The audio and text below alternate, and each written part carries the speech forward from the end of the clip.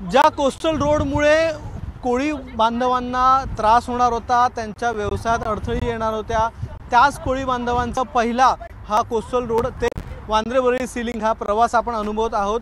आज ज्यावेळी मुख्यमंत्री आणि उपमुख्यमंत्री यांनी कोस्टल रोड ते वांद्रे वरळी सीलिंगला जोडणाऱ्या पुलाला हिरवा कंदील दाखवला, त्यानंतर या सगळ्या कोळी बांधवांनी पहिला प्रवास केलेला आहे। आपण या सगळ्या बांधवांशी बोलणार आहोत। सर, काय सांगाल? तुमची खूप मोठी मागणी होती, जी मागणी पूर्ण झालेली आहे आणि आज तुम्ही पहिला प्रवास करताय दोन्ही महत्त्वाच्या मोठ्या प्रोजेक्टमधून, काय वाटतं? खरंच चांगलं वाटतंय, कारण का माहिती आहे, जे आम्ही 2018 पासून याच मागणीसाठी आम्ही आज भांडत होतो, पण आधीचे जे सरकार होतं त्यांनी आमची मागणी पूर्ण करण्याचा काहीच विचार केलेला नाही। पण ज्या वेळेला आपले आता महाराष्ट्राचे लाडके नवनिर्वाचित मुख्यमंत्री माननीय एकनाथजी शिंदे साहेब, त्याचबरोबर फडणवीस साहेब, त्यांनी मोठापणा करून जो आम्हाला 120 मीटरचा स्पॅनसाठी हा मार्ग मोकळा करून दिला, त्याबद्दल खरंच त्यांचे प्रथम मी आभारी आहे।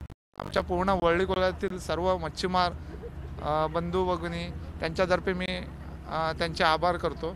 त्याचबरोबर ज्या आता आमच्या बोटी याच आपल्या या मार्गातून ज्या बाहेर पडत होत्या, त्या मार्गातून बाहेर पडत असताना आम्हाला समुद्राच्या लाटांचा मारा होत होता, त्यातून आमची बोट नेणं आम्हाला शक्य नव्हती। पण आज जो मोठा मार्ग मिळालेला आहे, त्यामुळे आमच्या बोटी इझिली त्यातून जातात आणि इझिली येतात। आज आमची पिढी आहे ही मासेमारीकडे वळलेली आहे, पण याच्या पुढची सुद्धा पिढी आणि त्याच्या पुढे सुद्धा जर त्याच्यामध्ये जर इन्व्हॉल्व झाली तर त्यांना सुद्धा हा मार्गातनं त्यांच्या बोटी इझिली जाऊ शकतात आणि इझिली येऊ शकतात। तर हे कोळी बांधव आहेत, आपण काही काय महिलांचं काय मत, तुम्ही देखील प्रवास करताय? नक्कीच महिलांचं असं मत कसं आहे की जेव्हा आमचे बोटीतले नाखवा लोक जेव्हा बोटीतून मासेमारी करायला जाणार तेव्हाच महिला मच्छी विकू शकतात, मावरं विकू शकतात। तर तेच होतं की वरळी क्लिवलँडमधून जो जाण्याचा रस्ता होता तो अगोदर खूप छोटा होता आणि हा प्रोजेक्ट म्हणजे हा ड्रीम प्रोजेक्ट आल्यानंतर ना आमचं खूप नुकसान होणार होतं, कारण का बोटी अडकल्या जाणार होता, मार्ग खूप कठीण होता आणि ती मागणी आमची गेली सातत्याने 4 वर्ष हीच होती की तो मीटर स्पॅन वाढवून द्यावा, पण कोणी ऐकलं नव्हतं।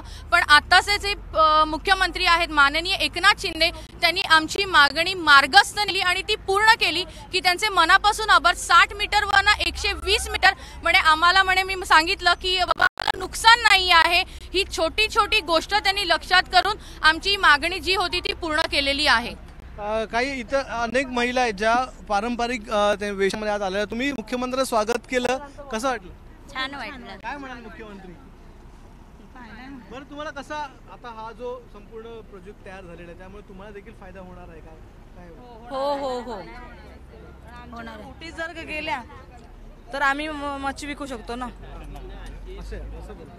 कसा फायदा होईल या प्रोजेक्टचा, काय वाटतं? जो आम्हाला 60 मीटरमध्ये बोटी आमच्या येणं जाणं अशक्य होत्या, ते आता या 120 मुळे शक्य झालेल्या आहेत। त्याच्यामुळे बोटी जर व्यवस्थित जर जात लागल्या, मच्छी व्यवस्थित येणार, मग आम्ही विकू शकतो। मुंबईचा विकास होतोय, नवीन प्रोजेक्ट तयार होत आहेत, पण ते समुद्रात तयार होत आहेत, त्यामुळे कुठेतरी धाकधूक होती कोळी बांधवांना, आता आहे का? नाही नाही, आता नाहीये। आता खूप व्यवस्थित आहे, मस्तपैकी चाललेलं, मस्तपैकी ब्रिज वगैरे बनवलेला आहे, तर त्याच्यासाठी आमच्या बोटी पण जाऊ शकतात किंवा बाहेर पण जाऊ शकतात, आतमध्ये पण येऊ शकतात। तर मुंबई ज्या मुळात मुंबईचा जो मूळ माणूस आहे तो आहे कोळी बांधव, आणि या कोळी बांधवांचीच मागणी होती की हा जो प्रकल्प आहे त्या प्रकल्पामध्ये आमच्या देखील मागण्यांचा विचार करण्यात यावा, आणि आता ती मागणी मान्य झाल्याच्या नंतर सगळ्याच्या चेहऱ्यावरचा आनंद पाहत आहे। तर तुमचं काय मत आहे? मी भरपूर म्हणजे आता माझं वय झालेलं आहे 45, मी एवढे वर्ष मच्छीमारी करतोय, भरपूर या समुद्राशी लढलो आम्ही, वादला वैकरातून आम्ही रिटर्न आलो, पण आम्हाला एवढं काय वाटत नव्हतं। पण जेव्हा पहिला हा पांढरा सिलिंग आला त्या भरपूर म्हणजे आमच्या गल्याशी आलेलं, आणि आता कोस्टल रोड म्हणजे असा झालेला की आम्हाला जगणंच मुश्किल झालेलं। पण 4 वर्ष आम्ही लढा दिला, मला एकदम सांगू एकदम असं हे वाटते, दुःख होते की 4 वर्ष आमचा लढा होता, कोणी आम्हाला साथ नाही दिली, आणि हे जे मुख्यमंत्री आले आणि 2 महिन्यात आम्हाला हा आमचा मार्ग मोकळा करून गेला।